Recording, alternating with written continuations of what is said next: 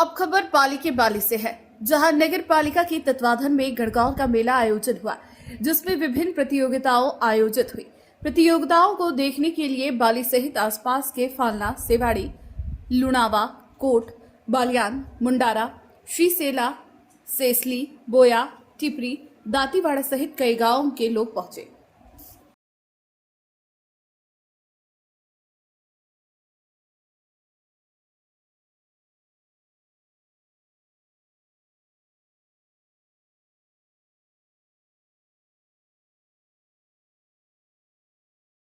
Live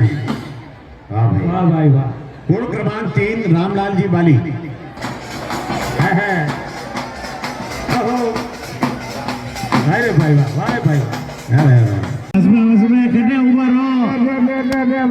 बड़ा आदमी और ठीक है आलो कर ले भाई नहीं जाओ। हाँ और देखो आया आडो नहीं आयो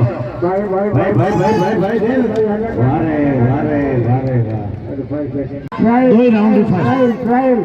ट्रायल है और पाचा जल्दी आई जो यूनिवर्सिटी में के शेष निपटा जाओ भाई आए भैया भैया भैया भैया भैया भैया भैया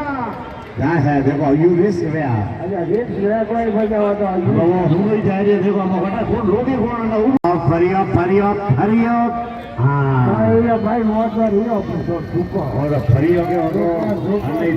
फरिया चलो कोई नहीं फर्स्ट सेकंड तो है कोई